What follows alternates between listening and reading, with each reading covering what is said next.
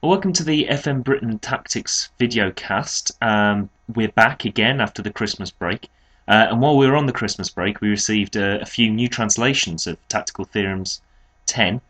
We've now got versions in Italian, French, Danish, and Polish. And the links will be going up on the website very soon, so keep an eye out for those. This week, episode 2, we're going to be looking at shape, and specifically shape when one team has one formation and the other team has another formation. Sometimes we've referred to this as non-mirrored formations. Just think of it as two teams playing different formations. Now, when a 4-4-2 lines up against a 4-4-2, it's very obvious to the players, it's very obvious to the match engine, and it's very obvious to the managers who is supposed to be marking whom and who really is covering which part of the pitch. So you don't get so many problems in places being exploited. You know, you've got the fullbacks to look at the wingers to look at the fullbacks, the centres all mirrored, so it's fine. But sometimes you come up with a 4-4-2 against a 4-5-1 or a 4-2-4 or some other kind of formation which isn't quite the same, and suddenly there are gaps. And the team that can control possession and the team that can control those gaps has a massive advantage over the opponents. That's basic football tactics, really, but it is something that sometimes, because you've played a team that's playing a particular formation before and you've come out on top, sometimes you don't really notice the gaps, you don't really notice what might have gone wrong. But this is what we're trying to look at here, and kind of works in conjunction with the first video that we put out about shape in terms of the midfield's defensive shape. Now, the game I'm going to analyse today is an away game. Real Madrid at the Bernabeu against Cultural, from a manager on the FM Britain forums called IRL Management. And I thank him very, very much for these PKMs because he gave me a lot of really good analysis alongside them. So it was very easy for me to be able to pick out what he felt with the problems and have a look at what was going on in his match files. And hopefully I've been able to help him as much as he's been able to help me. And it is very useful if you do send through PKMs and give me that kind of information. Because I can use the PKMs then to see if there are common problems that people are having. So thank you to him, and thank you to everybody that sent through PKMs. I know I've been a bit lax over the Christmas period in getting back to people on those, but I will try and fix that in the near future.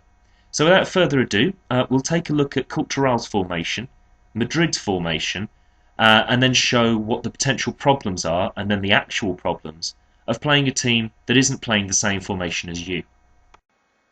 IRL Management decided to play a simple 4-4-2, but with one of the midfielders dragged back to the defensive midfield position. Now that to me makes quite a lot of sense. Obviously if you're playing a team much better than you want a little bit more stability in the centre of the midfield. But unfortunately, in this case, it was perhaps the wrong decision to make. Real Madrid have decided to play a 4-2-4, but with a couple of key differences. First, that the wingers are dragged back a little bit to AML and AMR, and second, that the two central midfielders are dragged back to the DMC positions. Now that's going to cause quite a few problems based on the shape of the Cultural formation. So here we are with the two diagrams kind of merged together, and this is where you may begin to see the problems. The DMCs for Real Madrid, the 21 and the 10 on this diagram, are in that space in between the strikers and the midfielders. Now that gives them a lot of time to just be able to pass the ball between each other, and that will give them time to build up the play, which is what they are designed to do. And also you've got the 16 and the 14, the two wingers, who are playing in that space between the fullbacks and between the midfielders. Again, they're there to try and get a run on the fullback and try and run behind them. By giving them that space to receive the ball, you're then giving them the opportunity to run at the defence and give them a chance to do something before they're ever challenged.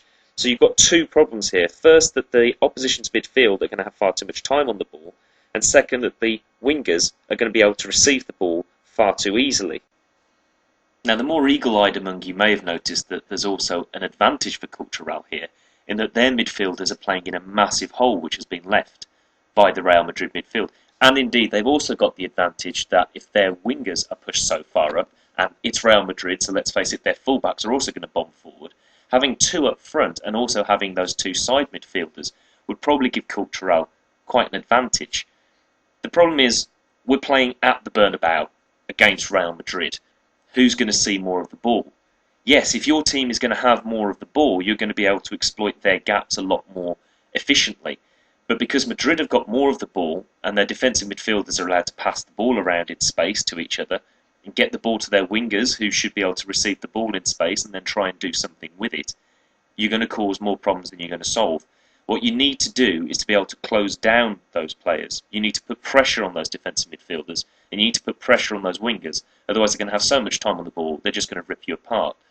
The clip from the game doesn't actually show a goal, but this is quite a typical move from Real Madrid, and they ended up winning the game 5-0.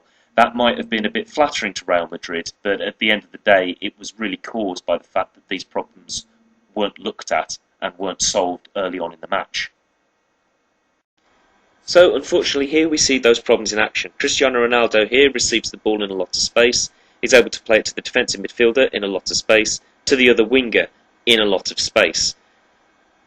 Cross comes in and the ball's then cleared, but Ramos is able to move forward and pass it to the defensive midfielders, who are allowed to pass it to each other before getting it to the winger, again, who's in a lot of space.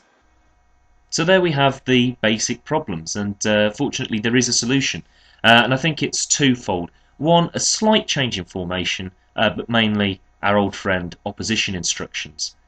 First of all, really, I don't think you need a holding midfielder in this game. Real Madrid aren't pushing anybody forward. The great thing about a DMC or a holding midfielder is that they can protect the defence from marauding midfielders. Real Madrid just don't have any. There's nobody playing in central midfield told to push forward into the hole behind the strikers. So there's no need for a holding midfield player. You'd be much better off with a flat 4-4-2 and getting your two central midfielders to really harry and press those defensive midfielders.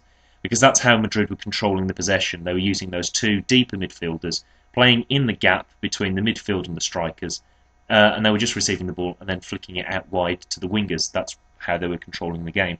So putting pressure on them cuts off the supply to Ronaldo and Benzema. Secondly, you want to deal with Ronaldo and Benzema. You want opposition instructions on the wingers, making sure you're closing them down, making sure you're marking them tightly, so that if they do receive the ball, they've immediately got somebody harrying them, and hopefully stop them from getting the ball in the first place, being able to nick ahead of them, get the ball, stop them from playing. You'd also want to be looking a little bit at your width and a little bit at how far pushed forward your defence were, as we looked at in the first episode of the video podcast, when we were looking at the shape of the midfield in defending. Those kind of lessons that you learnt on marking the wings are definitely very useful here, things that you want to take a look at, because obviously we don't want those wingers playing in loads of space in the same way we don't want those DMCs playing in loads of space. Right, that's pretty much it for this week. Thank you very much to everybody that's submitted PKMs. Like I said, I know I've been lax in getting over them over the Christmas period, but I will try and get through as many as I possibly can and give you feedback on those, and the ones that have some really good examples I will try and use in these webcasts.